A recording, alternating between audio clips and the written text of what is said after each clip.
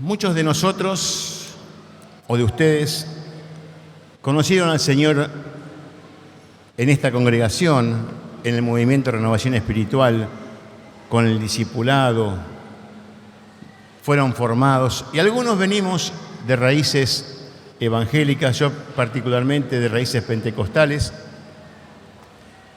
Algunos somos más escandalosos, algunos somos un poco más tranquilos.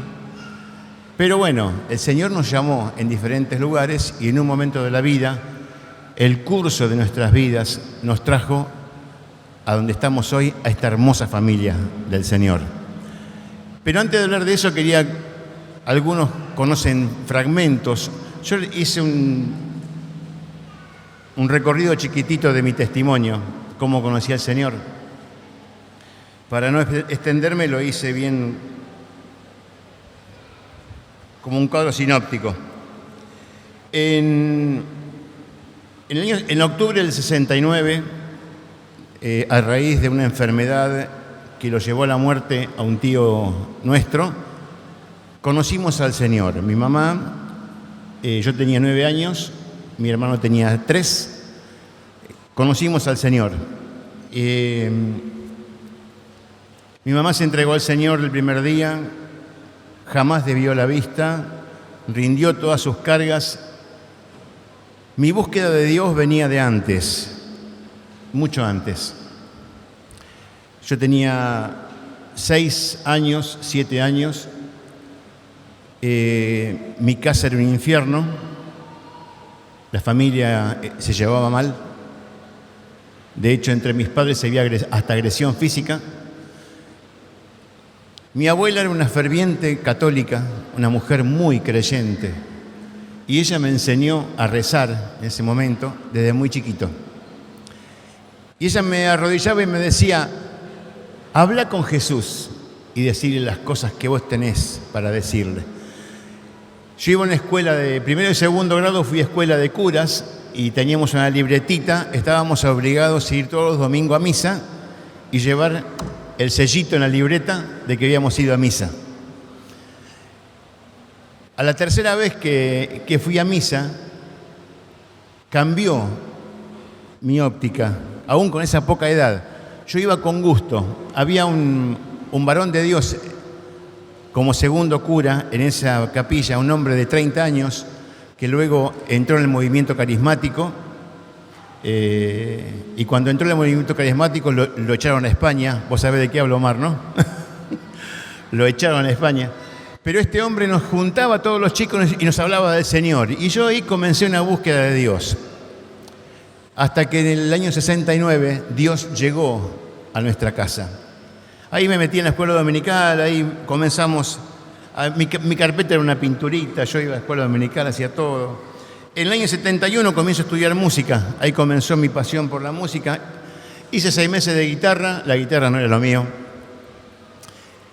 Y un día entro al mismo profesor que me enseñaba guitarra y estaba tocando el acordeón, este hombre. Y bueno, para esos días nos visitó Iván Baker. Iván Baker, los que se acuerdan de él cantaba con esa tremenda voz que tenía y tocaba el acordeón. Y yo lo veo Iván Baker y lo veo mi profesor. Ahí Toto también me entiende, ¿no? Tu colega de acordeón. Y ahí comencé a estudiar acordeón y a ministrar. En el año 72 me bauticé y comencé a tocar en la escuela dominical. Así que ya ahí debuté como músico. O sea que tengo 47 años de músico. Por supuesto que eran las canciones de la escuela dominical, ¿no? En el 74 recibo el bautismo en el Espíritu Santo. Recibo el don de lenguas. Fue toda una experiencia. Yo no entendía qué me estaba pasando, pero el Señor comenzó algo en mí en ese momento. Ese mismo año comencé como autodidacta con el órgano que había en la congregación. Comencé a tocar los días de semana. Después, bueno, por cosas que se apartó la persona que tocaba del camino, quedé yo como organista, ¿no? Yo quedé como Reutemann. ¿Quién se acuerdan de Reutemann? Reutemann ganaba cuando el primero o chocaba o se le prendía fuego el auto. Si no, siempre iba segundo él. Bueno, así me pasó a mí. Quedó vacante y quedé yo como organista. Y teníamos cultos, varios cultos en la semana, entonces participaba y participé en la escuela dominical, participé en los jóvenes, me metía en toda actividad cuanto podía meterme. Hasta que en el año 80, por agosto del año 80, se convirtió una joven, una flaca de pelo largo, y ahí algo empezó a pasar, ¿no? Esta flaca, en agosto, se convirtió al Señor, en septiembre se bautizó y en diciembre le llegó este regalo. En diciembre le caí como peludo de regalo y ahí nos conocimos. Sin saber nosotros lo que significaba una amistad con propósito, estuvimos 2 años sabiendo que nos queríamos, pero sin contar nada, hasta que a los 2 años nos pusimos de novio y después en el 84 nos casamos. Año 86 nació esta chica que ahora tiene su chica en brazos, Débora. Año 89 nació Esteban, que andaba por ahí siguiéndome los pasos. Acá. Esteban, y el año 90 nació Rocío. Dios nos dio una familia, Dios nos bendijo con 3 hijos. Los 3 fueron presentados al Señor entre 7 y 8 días de vida tenían cada uno. Los únicos que me ganaron fueron los Zambelli, que presentaron a Manu con horas de vida, nada más. Pero nosotros de muy chiquitos llevamos a nuestros hijos al Señor. Y comenzamos en el año 92, en 1992, en nuestro corazón comenzó un ruido de que había más que actividades, pero no sabíamos bien qué estaba pasando. Algo había en nuestro corazón, algo. Nos preocupaba el hecho de que muchos jóvenes a la edad de 16, 17 años ya se apartaban del camino. Pensábamos en nuestros hijos y qué iba a ser de ellos. Y eso nos hacía ruido en el corazón. Veíamos que hacíamos muchas actividades, pero que nuestra vida fuera de las 4 paredes del salón de reunión no impactaba demasiado en la gente. En algunas ocasiones hasta nos dimos cuenta que nuestra vida se mimetizaba con los inconversos con quienes teníamos relación, sea por el trabajo, por vecindad. Y todo eso nos llevó a que había algo más. En ese año 92, a muchos se acordarán, comenzó ese mover de Dios a través del pastor Benijín. Leímos el libro Buen Día Espíritu Santo, leímos el libro La Unción, y eso nos llevó a buscar. Bueno, unos años antes, desde el 84 al 87, estudié en seminario y ahí tuve como profesor al doctor Claudio Freyson en 2 materias.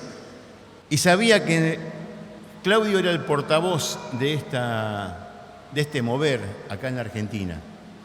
Entonces fuimos a visitar a Claudio, que todavía estaba en Olazábal. Bueno, se ve que mi cara no se olvida fácil, se acordó de mí, me preguntó qué estaba buscando. Le dije, nos estamos secando.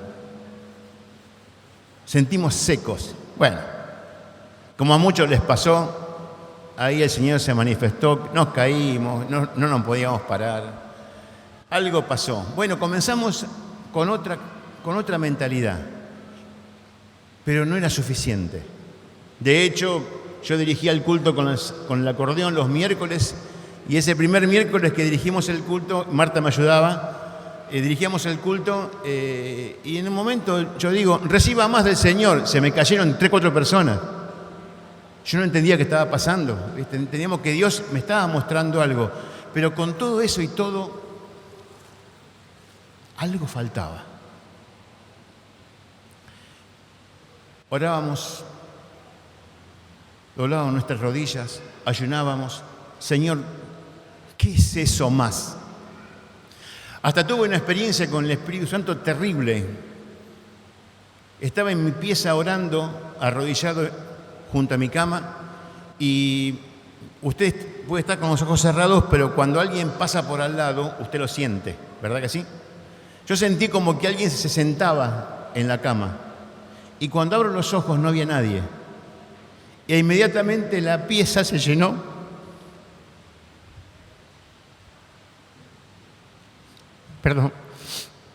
se llenó de un perfume. Mi pieza se llenó de un perfume exquisito. Y yo entendí que el Señor me estaba visitando.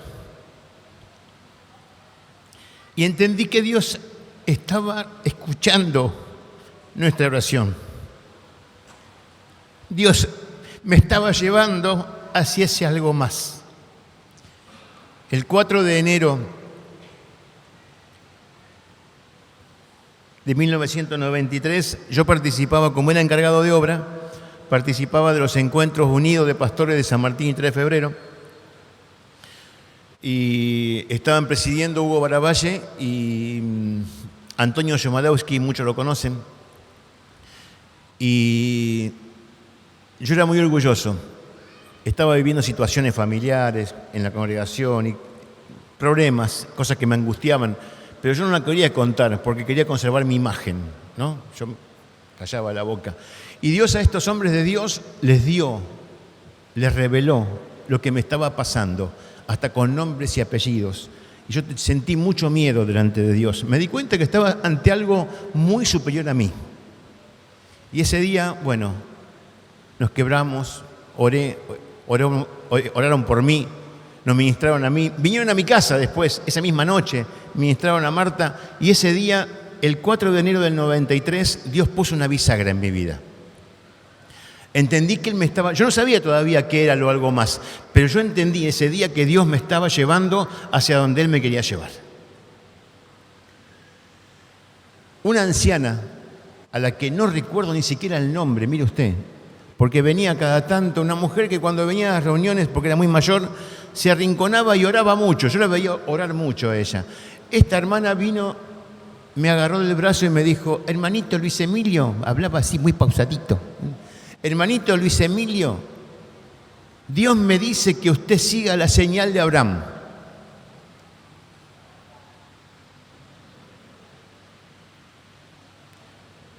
Les digo que aumentó más mi confusión. Mi apellido materno es Abraham. O sea, yo no sabía si hablaba de mi familia, si hablaba de mis tíos, si hablaba del Abraham de la Biblia. Yo no sabía mucho. Pero esa misma semana, leyendo la palabra, Hebreos 11 me pegó en la cara. Salió pues Abraham, sin saber a dónde iba, a la tierra que Dios le habría de dar. Y ese día, mi prejuicio de que no sabía qué iba a hacer, porque para mí irme de esa congregación sin saber a dónde iba era terrorífico, no podía hacer eso. Yo tengo que saber si de acá me voy acá, y ahí echo raíces. Pero para mí me dijo, anda. Salí, me despedí en paz de la congregación, les expliqué el porqué, que había un llamado de Dios y que lo tenía que hacer. Hubo llantos, imagínense, de los 9 años hasta los 33 años en la misma congregación, toda la vida. Fue muy fuerte. Y comenzamos a tener tiempo. Teníamos una célula en casa, le predicábamos a vecinos, gente que se decía, no, yo me congregaba en tal lugar, puedo estar con ustedes, sí. Era tanta la gente en casa que fuimos a un pequeño localcito. Y ese local después se vació cuando empezamos a predicar el reino de Dios. Cuando hablamos de compromiso, no quedó ni el loro. Así que el Señor después me llevó por otro camino. Pero eso es un capítulo aparte. Comenzamos a tener este encuentro hasta que Antonio Yomadowski me aconseja. Hoy ya no es tan así, pero la congregación de él era muy étnica. El eslavo era muy cerrado con respecto al apellido. Yo era Chorny. Los polacos me entienden, ¿no? Los ucranianos me entienden. Yo era Chorny. Entonces no andaba la cosa. Pero me dijo, habla con Hugo. Con Hugo teníamos una amistad del año 85, ya de la campaña de Anacondia, y aún un poco antes. Y conversamos con Hugo y me dice, bueno, te visitamos junto con Ángel Negro. Bueno, hoy con Ángel tenemos una amistad hermosa, pero yo en esa época me hablaban de Ángel Negro y me hablaban del Papa. ¿viste? Era una cosa inalcanzable, porque mi concepto evangélico en la cabeza era que para hablar con un pastor importante había que pedir audiencia un mes antes. Y me decían que este hombre de Dios, junto con Hugo, otro tremendo varón de Dios, iban a venir a mi casa a tomar mate y a charlar. Ya me empezaron a romper las estructuras. Yo ya no entendía lo que estaba pasando. El tema que ese día en casa, tomando mate en la cocina de mi casa, Ángel nos dice: vení, vengan, conózcannos, a ver cómo se sienten. Y un domingo de mayo, Esteban recién cumplía los 4 años, aparecimos en Güemes, nos miramos con Marta y dijimos: ¿a dónde estábamos que no vinimos acá antes? Empezamos a ver familias, a ver otras familias que primero cuando nos pusimos de pie, y hago un paréntesis, quiero hacer otra vez un llamado a esto. A mí lo que me impactó fue los hermanos que se pararon, nos vinieron a abrazar, a saludar, a bendecir, así que no perdamos nunca esto. Como hoy a la mañana recibieron a esta hermana que vino hoy primera vez, nunca dejemos eso, porque eso es lo que el abrazo del Señor es. Y ese día recibimos ese abrazo del Señor y comenzamos. Y bueno, y ahí las raíces nuestras comenzaron a sacar las puntitas y a echar raíces. Esta es un poquito la historia.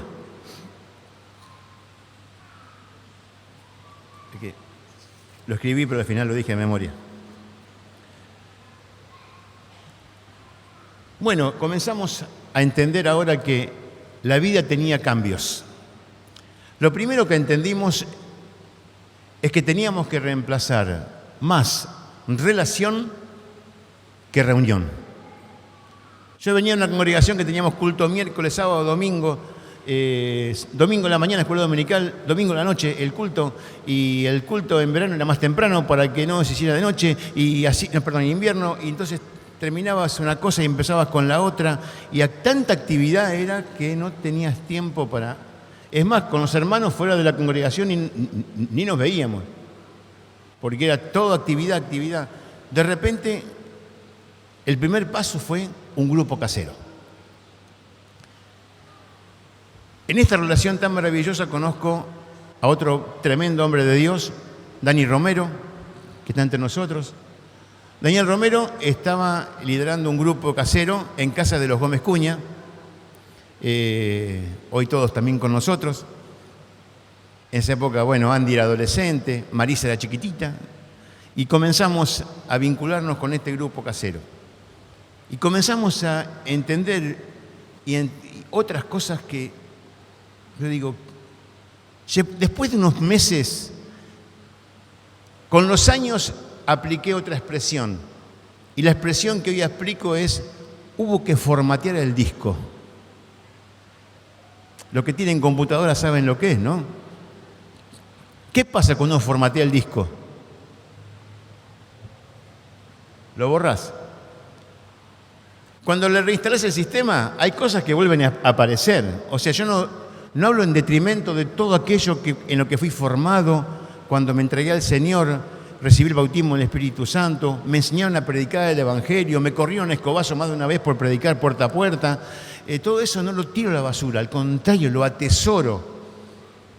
Atesoro a mis tías que me enseñaron a doblar las rodillas. Cuando querés que el Señor te escuche, hay que doblar las rodillas. Todo eso lo atesoro. Pero un montón de cosas que comenzamos a descubrir y a redescubrir. Fuimos discipulados. Eso fue lo primero. ¿Cuáles fueron los cambios?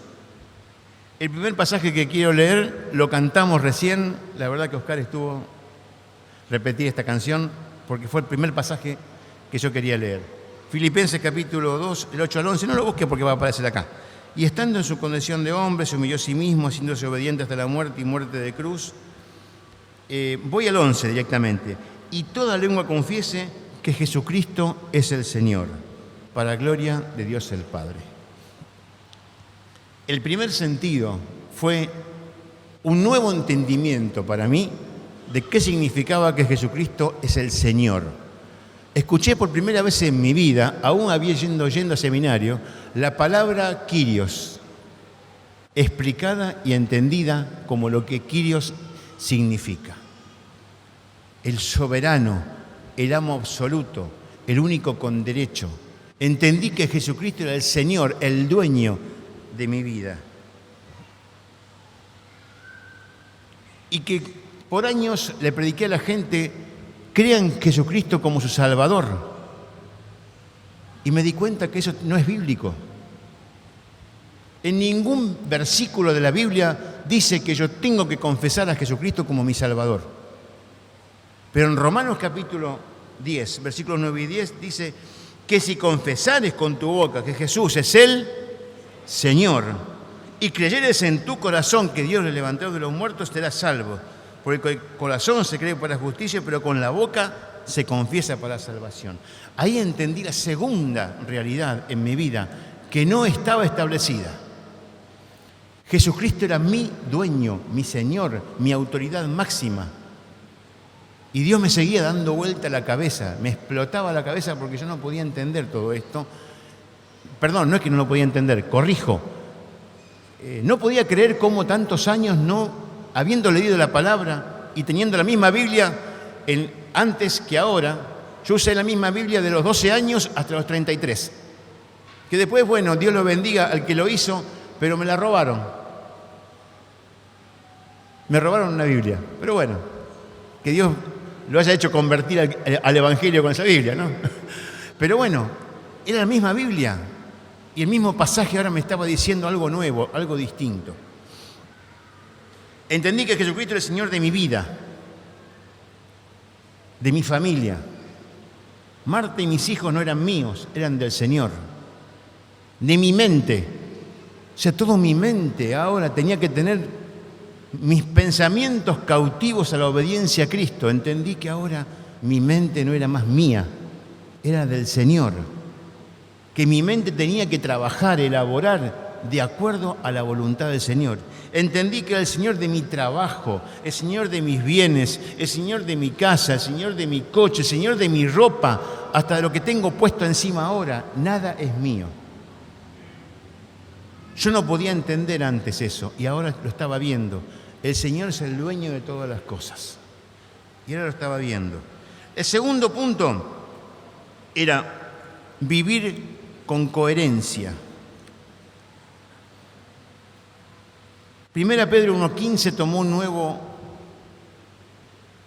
entendimiento en mi cabeza. Sino, en el 14, perdón. Empezamos. Como hijos obedientes no conforméis a los deseos que antes había tenido estando en ignorancia, sino que, como aquel que os llamó es santo, sed también vosotros santos en toda vuestra manera de vivir. Esa frase fue otra frase que saltó como con luces de neón en la palabra. Toda tu manera de vivir. Porque escrito está, sed santos, porque yo soy santo. Ahí comencé, y esto que yo digo, tuve todo el apoyo, eco, de Marta, que hoy lo digo por ahí con un poquito de vergüenza, pero con un poquito también de orgullo. Marta fue siempre una mujer mucho más espiritual que yo. Desde que nos casamos, y habiéndose entregado al Señor, años después que yo, Marta a mí me dio lecciones de ser espiritual. Yo por ahí era más práctico, más atropellado, y Marta fue siempre más espiritual que yo. Así que, muchachos, cuando se casen, los que están solteros todavía, cánsense con una chica que ame más al Señor que a ustedes. ¿Amén? ¿Me escucharon los solteros? ¿Me escucharon? Y las chicas también. Cánsense con un muchacho que ame más al Señor que a ustedes. Pero, muchachos, si quieren ir que les vaya bien, cásense con una chica que ame más al Señor que ustedes. Y si es posible, aún más espiritual que ustedes. Le va a contar conquistarla, porque para conquistar a una espiritual hay que ser espiritual. Así que bueno. ¿Se recibió el mensaje? Bueno, cerramos y seguimos. Muy bien. Entendí que ahora mi transformación era algo integral. O sea, mi vida comenzaba a tener una coherencia que antes no tenía. Existía la respuesta: che, pero te trajiste eso del laburo. En la iglesia, no, la iglesia es la iglesia, el trabajo es el trabajo, no mezclemos las cosas. Che, pero le clavaste una coima a... El laburo es el laburo, ¿viste? No. Y bueno, pero bueno, Dios sabe que me sentí obligado, estuve obligado a hacerlo, estaba apurado. Tenía que llegar a la reunión y llegaba tarde, tuve que coimear al policía para... No, querido, esas cosas, ¿viste? Que te quedaban ahí navegando. Entendí que la administración del hogar era algo en el que el Señor se tenía que reflejar, tanto económicamente como en el tiempo, como en las cosas de la casa. Administrar el dinero no es lo único en la casa, sino también administrar el tiempo, la recreación con las obligaciones, el tiempo con los hijos, el tiempo con la esposa. Todo eso entendí que tenía que ser un reflejo de lo que yo tenía en el salón de reuniones. Bueno, una de las cosas que dejamos de hacer es llamar al salón templo. Mire al costado, mire al que tiene al lado. Mire un segundito. Bueno, ese que mira al lado, ese es el templo. Esa es la iglesia. Dejé de decir, los que cuando dialoguen conmigo, si alguna vez se me espianta, háganmelo, corríjanmelo otra vez. Pero por años corregí. Yo no digo más, voy a la iglesia. Hace años que no digo voy a la iglesia. Yo digo voy a la reunión, porque somos la iglesia. Yo no voy a la iglesia. Yo cuando me voy a encontrar en mi casa con mi familia, no digo voy a la familia, voy a almorzar, voy a tomar mate, nos juntamos a tomar mate, pero no voy a la familia, son mi familia. Yo no voy a la iglesia, soy la iglesia. Yo no voy al templo, soy el templo. Porque si ustedes vienen acá un jueves a la tarde, cuando están jugando al vóley, lo que menos parece esto es un templo. No hay perfume de alabastro acá adentro. Hay perfume de chivo. Hay tufo. Hay gritos. ¿Pero qué? ¿Se corrompió el salón? No, querido. Hoy esto está conteniendo al verdadero templo. Y eso fue algo que me entró en la cabeza. Porque donde yo me congregaba, el cartel afuera dice templo evangélico. Y me di cuenta que eso no es el templo. Yo soy. Eso fue otra cosa que me destapó la cabeza. Entendí que la crianza de mis hijos no es algo que yo tengo que administrar, sino que el Señor es el que nos da las pautas. La palabra es clarísima en cuanto a la crianza, la corrección de los hijos, la disciplina de los hijos. Por años hemos sido enseñados a corregir al hijo como se tiene que corregir. La varita no mata a nadie. La varita no mata a nadie. A veces es un tema un poco que está a veces ahora en tela de juicio la varita, ¿no? Se dice que la vara de la que habla Salomón, corrige con vara de muchachos, era una vara de medida, dicen. Para cuando uno quiere ampliar la lectura de la Biblia, siempre es conveniente leer diferentes versiones. Y un día estábamos con David, ¿te acuerdas, David? Cuando estábamos hablando del tema. Y estábamos buscando, vamos a buscar otras versiones. Bueno, corrige con vara muchacho.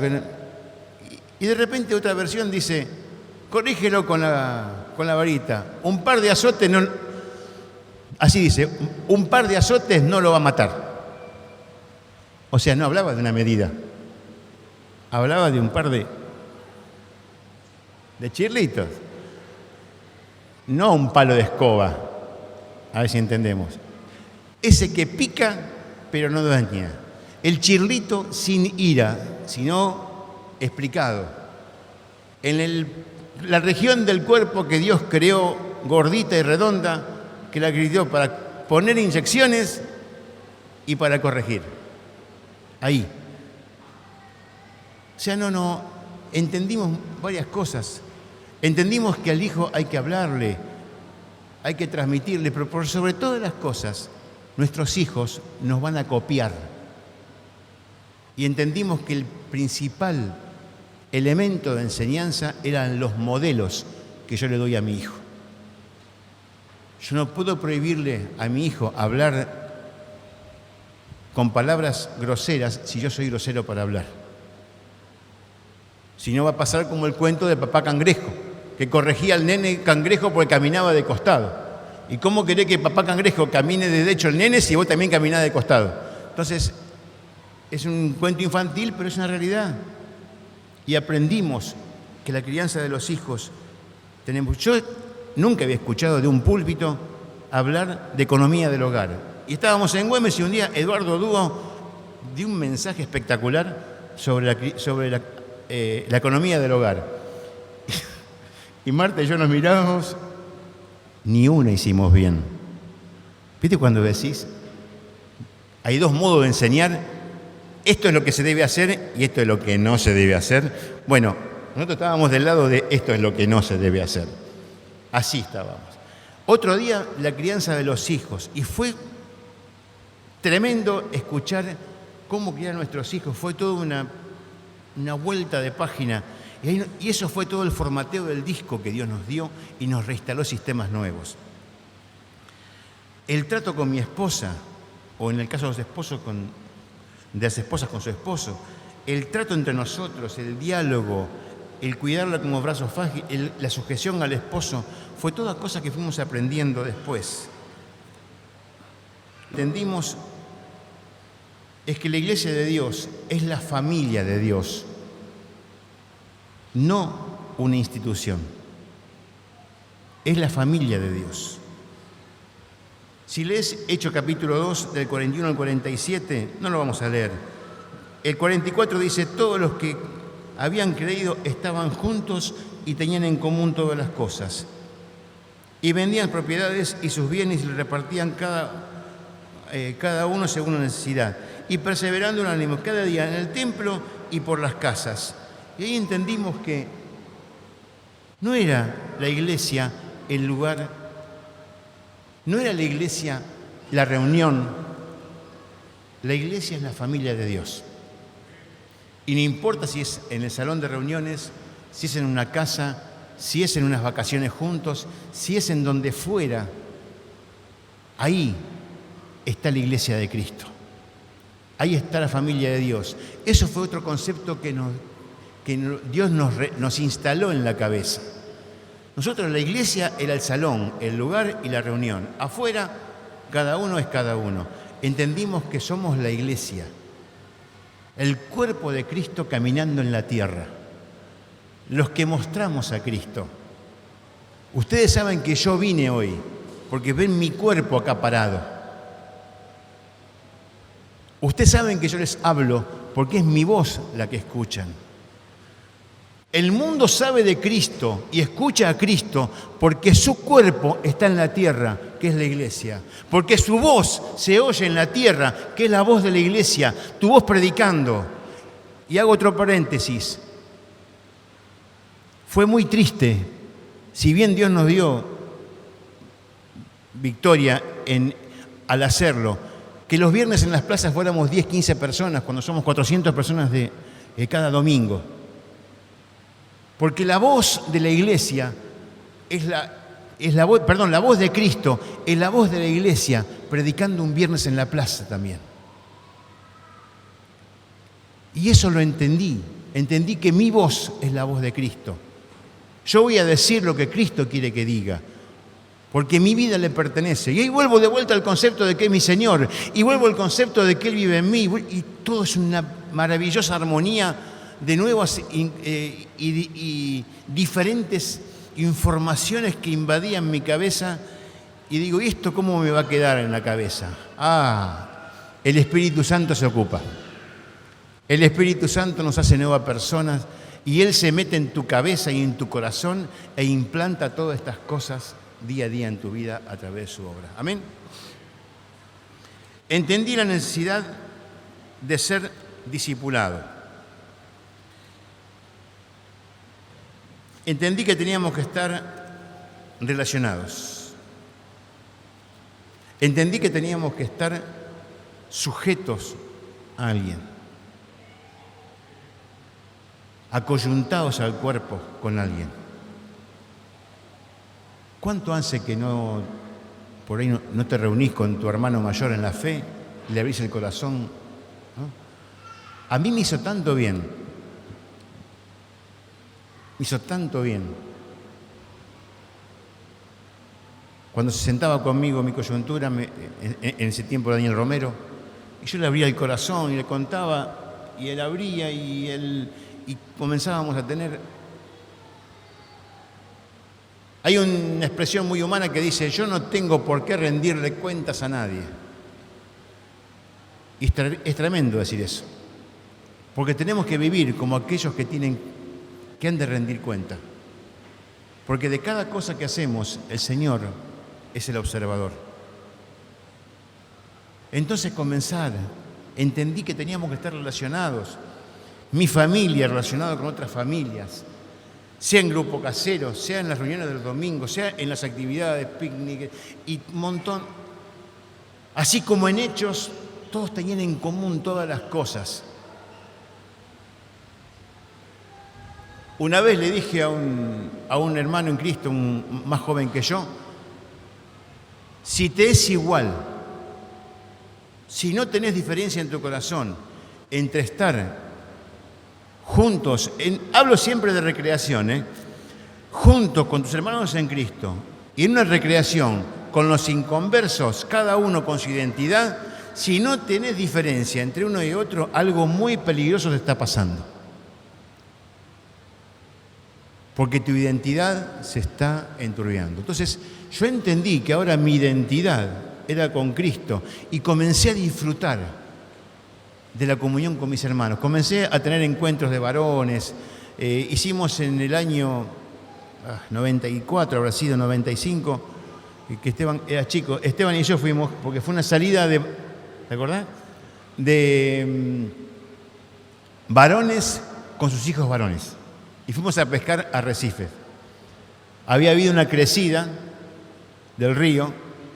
Y los que saben de pesca saben que cuando hay crecida y baja el río de vuelta, los peces no van a caer con un anzuelo porque tienen la panza así llena, porque toda la basura fue de vuelta, todo lo que la gente tira fue al agua, los peces están llenos. No pescamos nada ese día, pero pasamos un día espectacular, hermoso, de padres con hijos. Para mí era totalmente desconocido eso. ¿Cómo me perdí esto? Y hermanos preciosos, me acuerdo de Alberto Fiumara, ¿te acordás? ¿Te acordás ese día? Que le decías a Esteban, ese es mi chorizo que te comiste vos, le decía. Esteban decía, no, es mío. Y jugando así, de repente otro papá jugando con mi hijo. Eso era, qué lindo. Entendí que tenemos que estar relacionados, que somos una familia, que más allá de estos encuentros de domingo, buscate con el hermano, encontrate, vete, planifiquen juntos vacaciones. Ahí estamos tirando la idea de armar otra como armábamos en Lucila del Mar, ¿se acuerdan? Algunas vacaciones de esas en verano. Salir juntos de vacaciones 40, 50, 100 hermanos. Qué lindo que es eso. Necesitamos estar juntos, más allá del discipulado, más allá del grupo casero, estar juntos. ¿Están de acuerdo conmigo? Les dije de entrada que tengo raíces pentecostales. Así que gríteme un amén de vez en cuando, porque eso me hace bien a mí. ¿Me entendió? Esa. Otro más. ¿Me entendió? Esa. Muy bien. Si no tengo ese ruido me falta, es algo, ¿viste? Bueno. Comprendimos, por último, y esto por ahí se van a identificar mucho conmigo, todos, pero también más los músicos. Entendí que adorar no era simplemente cantar. Entendí que adorar no era simplemente ponerme en un instrumento y hacerlo lo mejor que pueda. No, entendí que adorar era más que eso. Que una cosa es tocar el instrumento y otra cosa es adorar con mi instrumento. Que una cosa es cantar simplemente y otra es adorar cantando. Entendí que adorar es postrarse, entregarse, rendirse, darle todo al Señor, contemplar su rostro, hacer silencio delante de Él. Entendí que un tiempo de culto no es cantamos estas 3 canciones y esta otra y nadie me toque la lista porque se pudre todo. Tampoco digo de ser desprolijo, ¿no? Pero que el Señor se mueva, que el Señor se empiece a pasear. Tú que eres santo y habitas en las alabanzas de tu pueblo Israel, eso para mí tomó otro cariz, otra expresión. Comencé a sentir la presencia de Dios. Y lo que más me sorprendió, que en el año 94, yo era asmático, y estábamos ensayando para un casamiento, vos estabas, Raquel, ese día. Estábamos orando previo al ensayo y un hermano que estaba entre los cantantes dijo: siento del Señor que oremos por los que están enfermos. Y era un ensayo para un casamiento, ni siquiera para una reunión era. Y yo le dije ese día tenía un ataque terrible, venía fusilado, pero bueno, una de las cosas buenas que conservo es que cuando tengo un compromiso te falta únicamente un certificado de la morgue nada más, pero si no, no falto. Y había tenido un ataque de asma y todo, y fui al ensayo. Y este hermano oró por mí. Ese día, en marzo de 1994, fue mi último ataque de asma. En un ensayo, Dios me sanó. Y yo vi a Dios actuar, estando adorando, y comenzar a Dios sanar, bendecir, responder oraciones, manifestarse, quitar cargas y hacer un montón de... Porque Dios habita la alabanza, habita el tiempo que yo estoy allí. Él está a gusto. Entonces yo entendí que no era simplemente tocar y escuchame qué bien que toco esta canción. No. Entendí que era entregarlo todo. Entendí que adorar era estar sensible a la voz de Dios. Y que a veces hasta he adorado en silencio. Hemos pasado tiempos larguísimos en un culto, en un silencio sagrado. Para mí era inadmisible eso, no puede haber silencio. Los que vienen como yo, para un pentecostal no hay silencio. No puede haber silencio para un pentecostal. Cuanto más ruido, mejor. Pero Dios, ser adorado en el silencio. Comenzó todo un mundo nuevo. Postrarme, llorar y no entender qué me estaba pasando acá, pero que Dios se estaba deleitando con que compartamos tiempo, yo contemplando su presencia y Él disfrutando tiempo conmigo. Yo no lo podía entender eso y ahora lo estaba disfrutando. Que Dios se regocija pasando tiempo con vos en la intimidad. Son todas cosas nuevas que aprendimos.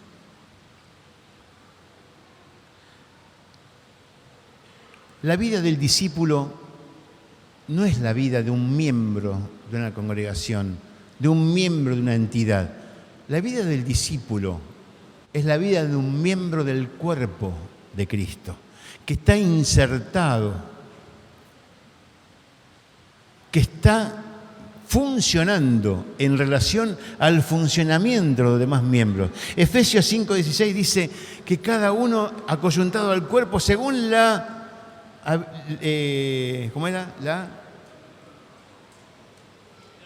actividad propia de cada miembro. Cada uno tiene su identidad, su modo, su forma. Somos todos diferentes.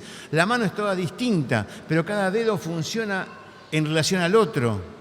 Yo en mi trabajo, a veces la gente me dice: ay, empecé con un dolor en el cuello y se me bajó la cintura. A ver, el dolor no es un gusanito que se baja así, sino que los músculos de la espalda trabajan uno en relación con el otro. Cuando comienza el dolor de cuello, ¿uno qué hace? Deja de mover la cabeza, ¿no? Se mueve así. Y cuando te duelen las paletas, los omóplatos, deja de mover la espalda. Entonces, ¿qué haces? Doctor, ¿me corrige si me equivoco? ¿Qué movés? todo entero. En vez de hacer así, en vez de inclinarte, moves todo en bloque y te duele la cintura. ¿Qué pasó? El cuerpo funciona, la anatomía del cuerpo es funcional. Un miembro depende del movimiento del otro. ¿Qué te pasa cuando andás con una pierna con problemas y pisas mal un tiempo? ¿Qué te pasa al poco tiempo? ¿No te duele la otra? Uy, se me contagió. No, estuvo trabajando más. Entonces, los miembros están relacionados. Tu actividad, tu vida, influye en la vida del hermano. Tu manera de vivir la vida en Cristo impacta en otros. Y somos un cuerpo, funcionando día a día. Y ¿sabes una cosa? No hay nada más maravilloso que estar insertado en un cuerpo y vivir de esta manera. La mejor decisión de mi vida,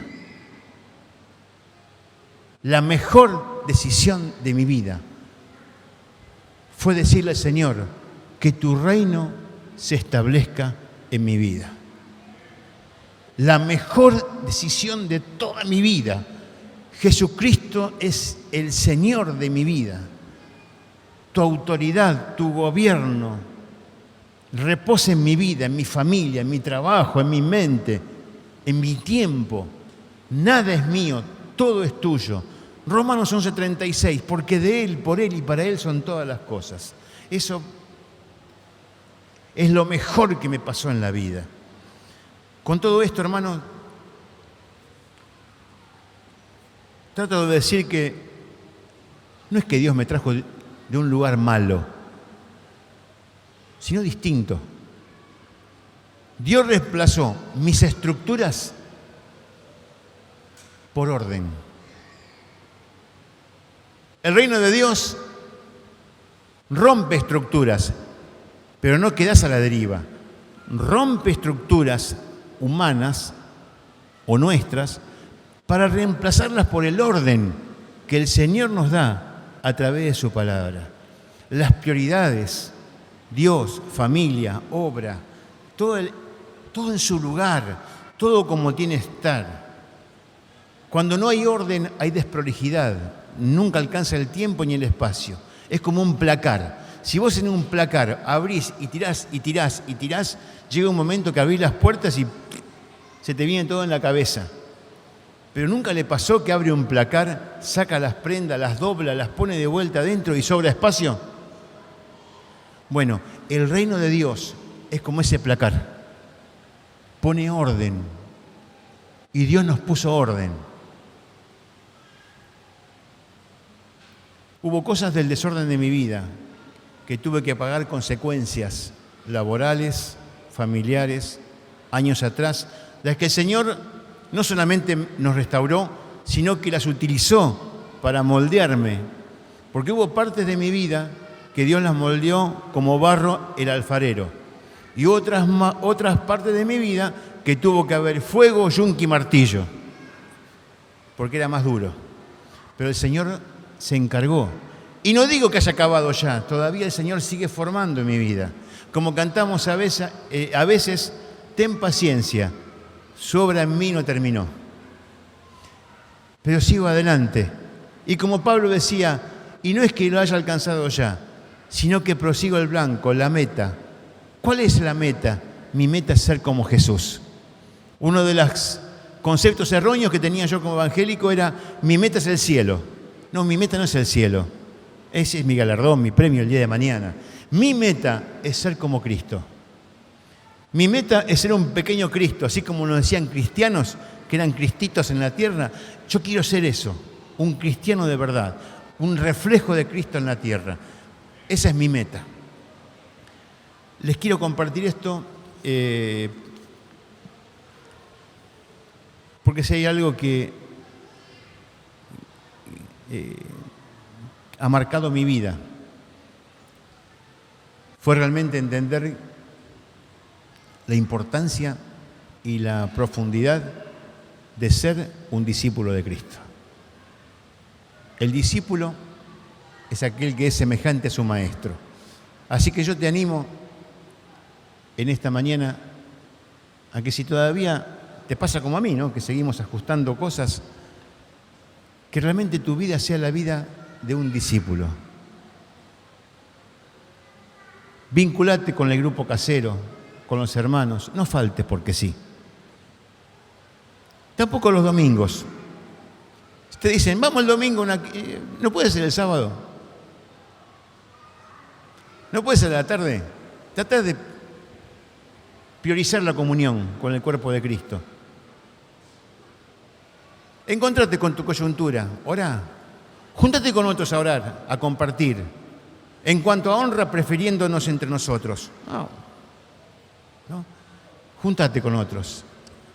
Somos un cuerpo, somos un pueblo, somos una familia. Así que te animo a que vivamos de esta manera. Para nosotros fue un antes y un después. Y hoy nos ha bendecido Dios con la familia que nos dio, tanto nuestra familia como esta familia. Yo les puedo asegurar, en esta mañana lo más grato que me pasa estando parado acá adelante es ver la cara de todos ustedes. Verlos a ustedes me llena de felicidad. Ver su cara, su sonrisa, y en cada uno yo veo una parte de mí también, porque estamos todos en un mismo espíritu, un Señor, un espíritu, una fe. Para mí es maravilloso. Así que, hermano mío, Señor te bendiga mucho. Te amo en Cristo, los amo en Cristo, son lo más precioso que tengo en la tierra, y gracias porque ese día de mayo, que no me acuerdo bien la fecha, de mayo de 1993, nos abrieron las puertas, nos recibieron como hermanos, amigos y familia, y hoy podemos compartir esto con ustedes. Señor les bendiga mucho.